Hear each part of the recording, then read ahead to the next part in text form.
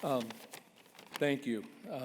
It's been fun to sit here tonight and watch because it's really been a trip down memory lane because I remember so much of what I watched. I can't tell you how many times I heard Bob Pretty Missouri Net on WGEM radio for so many years. I think about, they talked about Bill Wilkerson. I remember listening to Bill. Unfortunately, I was a football Cardinal fan, and every Sunday was the worst pain of all time. In fact, I may break out in a sweat thinking about how bad it was, but I was loyal. Bob mentioned TWA, and you saw the things about economic development. Well, in small markets, you got to get to St. Louis to fly, or you fly out of Quincy to St. Louis. And my father, particularly, was very active in developing the highway system that's made Quincy and Hannibal, Northeast Missouri and Western Illinois a regional center. And we work hard on commuter airlines so we can still get to St. Louis, but to Chicago as well. It was also fun to see Ray Karpowitz, to see the video of Ray, who I think was an inductee into the Hall of Fame. His son, Paul, who had a very distinguished career in broadcasting himself, is a good friend of mine. So it was certainly fun to see and go down with that. First of all, I would like to thank the MBA for this wonderful award on behalf of my late father and myself. I wish Dad were here. I miss him. But I will tell you that you have 1 hour less of a speech as a result of his not being here. So you can feel good about that, because I'm more in the 3 to 4 minute category. I also want to congratulate all the other honorees. It's great to be inducted with such an incredible class of people who've done so much for this industry and for the country. I also want to recognize, and I think this is an important part, the people at the table where I'm sitting who are friends and family and colleagues, and they're all kind of the same in all those categories. My daughter Allison is here with her husband Dustin, and they both worked for the company at various times. Their son, my grandson, their oldest son, my oldest grandson Liam is here. And thinking of the great-granddaughter who was here earlier, Liam's claim, actually apparently what he said when Mr. Bott's great-granddaughter came up, he said, "No, I'm not going to have to speak, am I?" And his mother assured him not. But let me tell you something, he's the MVP today because I went ziplining for the first time, and I hate heights, and he held my hand the entire time. So Liam, thank you very much for that. Other people at the table, my nephew Ben Van Ness, who is the general manager of WGM and has had a very distinguished career himself. His wife Amanda is with him. Brady Dressler, a longtime friend and colleague who's now with Gray. He and his wife Cheryl are here, and Brendan Ford, who's also was a long time with our company and is now with Gray. But at that table, aside from the fact they're friends and people I've worked with and so forth, we had a family company, and that family company involved everyone.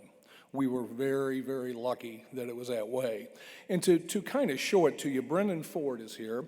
Brendan, I still think of Brendan as being like 18. He walked into WGEM as a freshman at Quincy College, or was it Quincy University or Quincy College? Quincy College, so you are old. And he came in, and Brady Dressler, who's sitting there, gave him a job. And he has been with our company and then with Gray almost the entire time. He and I both serve on the board of directors of Quincy University now, which is a wonderful institution. In fact, we're both wearing these QU pins. You got yours on. And if anybody wants to send their kids to QU or give us money, we'll be here after the show. So feel free to do that. But he's a terrific person. I'm glad he's here tonight. Brady and I go back a long way. As I mentioned, he hired Brendan, among other things. But he's so well known in the industry for his technological expertise and his common sense approach. He's made so many great things happen in the television industry for our company and now for Gray. Probably the most important thing is that his daughter is babysitting the other 3 grandchildren of Dustin and Allison tonight back in Quincy. So that's a pretty good contribution too. But I think that shows you what a family company is all about, and I'm thrilled to be with them because to me this honor is about them and about our entire company and the people who work together, and we were very fortunate to do so. The message I have tonight is really pretty simple. Broadcasting has been a core element to our society in terms of providing news and information, covering disasters, protecting people in floods and tornadoes. It has always been that way. It keeps people safe, it keeps them informed, it keeps them entertained. There's a rapid change in technology in this world, in everything, and certainly in the business of communications. But regardless of how it's delivered, regardless of whether it's streamed or it comes to you some other way, and gosh knows how it's going to change in the future, broadcasting remains at the core element of society. The information it can provide, the news it can provide, the safety it can provide remains paramount in our society being a good and strong society. So as I speak to the younger people in this crowd, which would be defined as anyone under the age of 65, at least from my perspective, please remember that.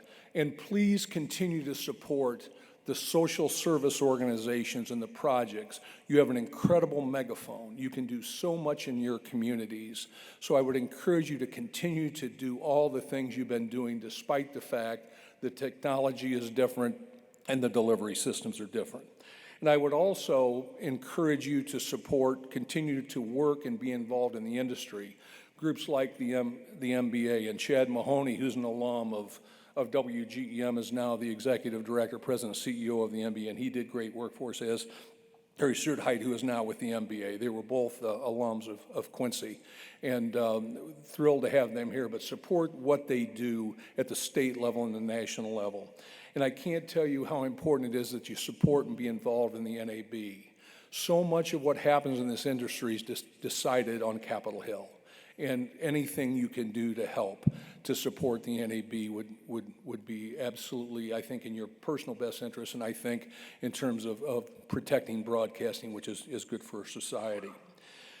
Our company was fortunate, our family was fortunate to serve the public from 1891, and it was only newspaper back then, until 2021, when we sold to a great company in Gray Television. Again, I encourage all of you to continue the mission because broadcasting is so important. Again, thanks to the MBA.